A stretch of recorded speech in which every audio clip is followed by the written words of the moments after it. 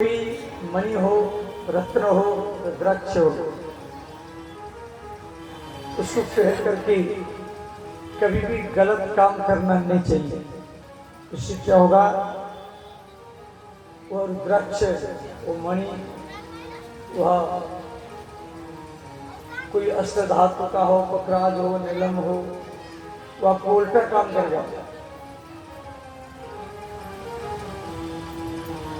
आपका काम को बिगाड़ता जाएगा। और ये प्रसेस जो 17 के भाई यही किया, तो मणि को पहन लिया गला में, भगवान सूर्य के दिया हुआ मणि, और शिकार करने के लिए चला गया। तो सामने का बाघ दिखाई दिया, तो बाघ को मारने के लिए तीर चलाया, और बाघ तो नहीं मरा, और बाघ उल्टा इसको मार दिया।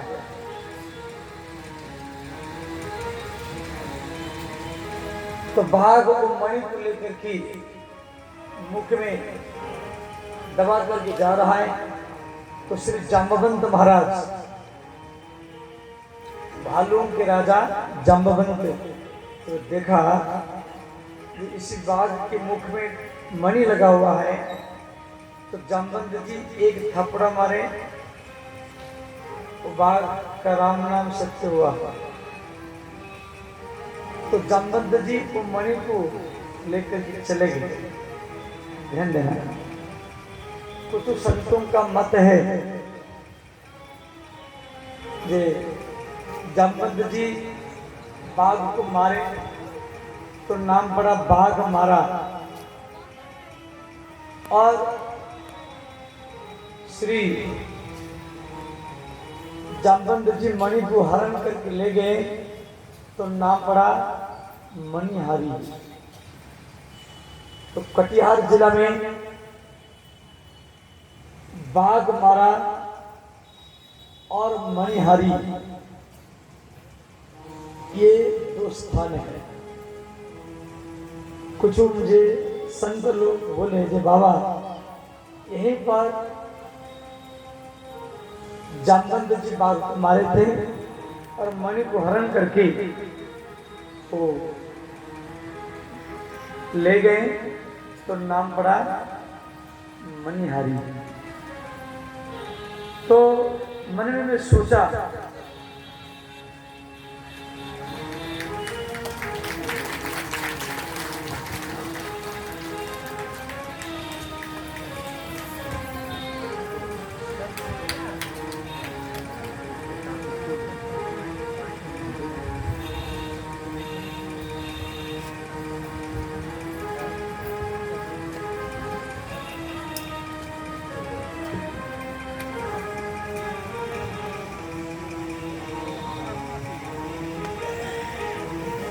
तो ध्यान देना,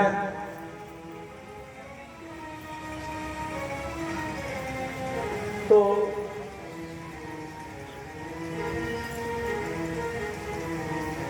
मणिहारी कटिहार जिला में है, और बाघमारा भी है, जो गए होंगे देखो गंगा के किनारे में।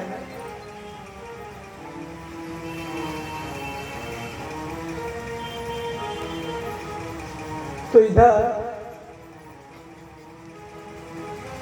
श्री कृष्ण के विरुद्ध में सत्राजित ने झूठा कलंक लगाया, जो कृष्ण मेरे भाई को मार करके समंत का मणि को चोरी करके ले गए। सारा द्वारिका में भगवान कृष्ण की निंदा हो, हर चौरा में, गली गली में। बलराम जी को अच्छा नहीं लगा। बलराम जी बोले, कन्हैया क्या आप समंत का मणि को लिया है? कृष्ण बोले, भैया मैं नहीं लिया। तो बलराम जी को क्रोध आया। बलराम जी सत्राजित को मारने के लिए तैयार हो गए। तो भगवान कृष्ण मना की। श्री कृष्ण बोले, भैया यदि आप सत्राजित को मार देंगे तो इससे कलंक नहीं मिटेगा और कलंक ज्यादा बढ़ेगा। सब लोग सोचेंगे ये मणि को चोरी करके लिए, बलवंत से मर दे। भगवान कृष्ण बोले, भैया सत्य का खोज करना पड़ेगा। जब तक सत्य का खोज नहीं होगा तब तक ये कलंक नहीं मिटेगा। तो श्री कृष्ण द्वारिका के कुछ वृद्ध व्यक्तियों को लेकर के वो सामंतकमणि को ढूंढते ढूंढते आपके कटिहार जिला में आए। भगवान कृष्ण बिहार में 3 बार आए हैं। एक बार सीतामढ़ी जिला में आए हैं और एक बार राजगीर में आए भीम अर्जुन के साथ और एक बार सामंतकमणि के खोज करते हुए कटिहार जिला में भी आए। तो भगवान कृष्ण देखे कि यहाँ पर प्रशंस का हड्डी पड़ा है और बाघ का चरण चिन्ह है। तो कृष्ण मन में सोचे कि शायद तक कोई बाघ यहाँ पर प्रसन्न को खा गया है। फिर बाघ के चरण चिन्ह को खोज करते हुए गए। एक विशाल का एक गुफा मिला, मणिहारी गुफा। देखो श्री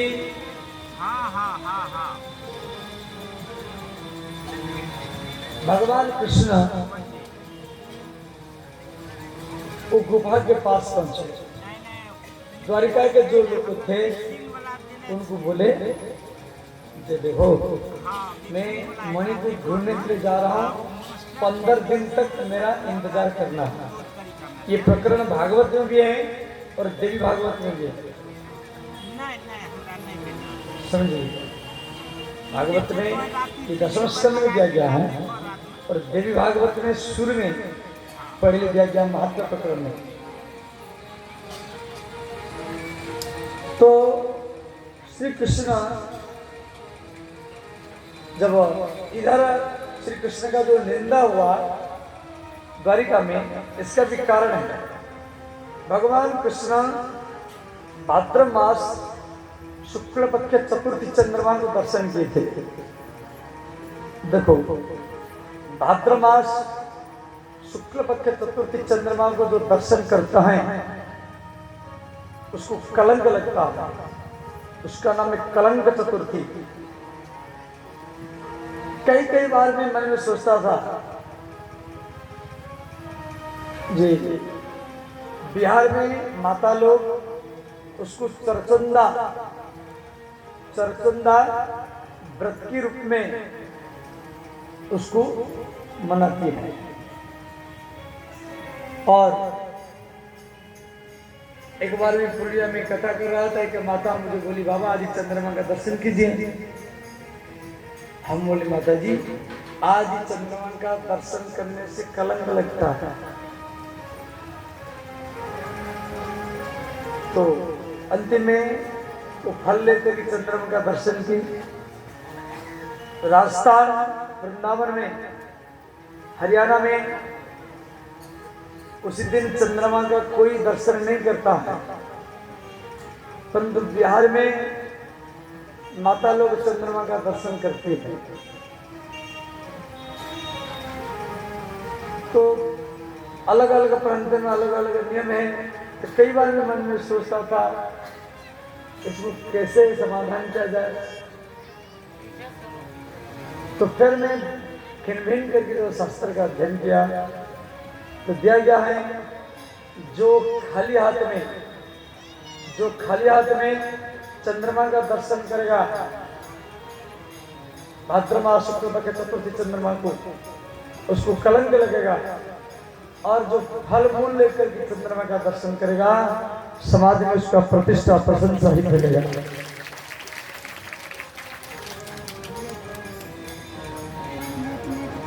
तो श्री भगवान कृष्ण को भी कलंक नहीं छोड़ा, कृष्ण को भी कलंक लगा।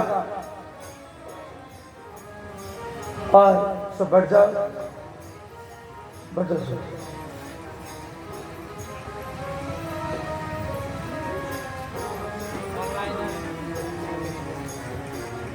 ध्यान देना। तो श्री भगवान जब मणिहारी गुफा में प्रवेश किए कटिहार जिला में आकर के, तो द्वारिका के जो बड़े बड़े व्यक्ति थे उनको बोले 15 दिन तक मेरा इंतजार करना। और भगवान गए उसी गुफा में 1 महीना तक रहे, उसी मणिहारी गुफा कटिहार में। अब जो बड़े बूढ़े थे वो रोने लगे और वो सब जा करके द्वारिका में बोले कि देखो भगवान द्वारिकाधीश 15 दिन का बात बोले और उसी गुफा में जाकर के 1 महीना तक हो गया तो भी नहीं आए। तो सारा द्वारिका में जो कृष्ण की निंदा हो रही थी वो सब कृष्ण की याद में रोने लगे और उल्टा सत्राजित का निंदा किए। ये सत्राजित के कारण भगवान कृष्ण का मृत्यु हुआ। सारा द्वारिका में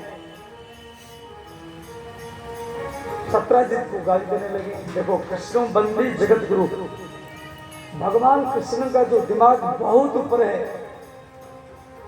मैंने कलंक को किस प्रकार मिटा जाता है। भगवान श्री कृष्ण कभी राजा नहीं बने, कंस को मारे मथुरा का राजा नहीं बने, द्वारिका में उग्रेश्वर को राजा बनाए, हस्तिनापुर में दुर्योधन को मरवा करके, कौरवों को मरवा करके दुष्टों को राजा बनाए। भगवान श्री कृष्ण बिहार में आकर के और जरासंध को मरवाए, परंतु बिहार का सत्ता अपने हाथ में नहीं लिए। ऐसे भगवान राम लंका में जाकर के रावण को मारे, परंतु लंका का सत्ता अपने हाथ में नहीं लिए, विभीषण को दिए। किष्किंधा में जाकर के बाली को मारे और किष्किंधा के सत्ता राम जी अपने हाथ में नहीं लिए और श्री सुग्रीव को दिए। और कृष्ण राजा कभी नहीं बने और वो कला श्री महात्मा गांधी भी आचरण की। यदि महात्मा गांधी चाहते भारत के राष्ट्रपति बनने के लिए या प्रधानमंत्री बनने के लिए तो क्या कोई मना कर सकता था? किसकी सामर्थ्य नहीं मना करने के लिए? तो क्यों नहीं बने? महात्मा गांधी जो रामायण लिखे उसका नाम गांधी रामायण मेरे पास में है। मैंने गीता तो हरदम रखते थे, अरे ये कला श्री राम जी से कृष्ण से ही शिक्षा प्राप्त किए थे। यदि महात्मा गांधी भारत के राष्ट्रपति और प्रधानमंत्री बनते तो आज वो राष्ट्रपति नहीं होते। और ये कला भगवान कृष्ण से शिक्षा मिला। भगवान कृष्ण युद्ध नहीं किए, युद्ध करवाए पांडवों के द्वारा, महाभारत युद्ध करवाए। राजसूय यज्ञ भी स्वयं नहीं किए, युधिष्ठिर के द्वारा करवाए। तो कृष्ण का जो राजनीति संग्राम करने की तरीका, लड़ने की तरीका बहुत ऊपर है। कोई संग्राम के मैदान से क्या संग्राम मैदान को छोड़ के भागेगा? कल आप कथा सुन रहे थे, भगवान श्री कृष्ण मैदान से भाग गए ब्राह्मणों को बचाने के लिए। तो कलंक को कैसे मिटा जाता है? भगवान जा करके जान करके उसी गुफा में 1 महीना तक रहे, जान करके। तो सब मेरे विरह में रोएंगे और कलंक स्वतः ही समाप्त हो जाएगा। और सच में द्वारिका के लोग रोने लगे, भगवान का मृत्यु हो गया, परंतु भगवान का मृत्यु नहीं हुआ है।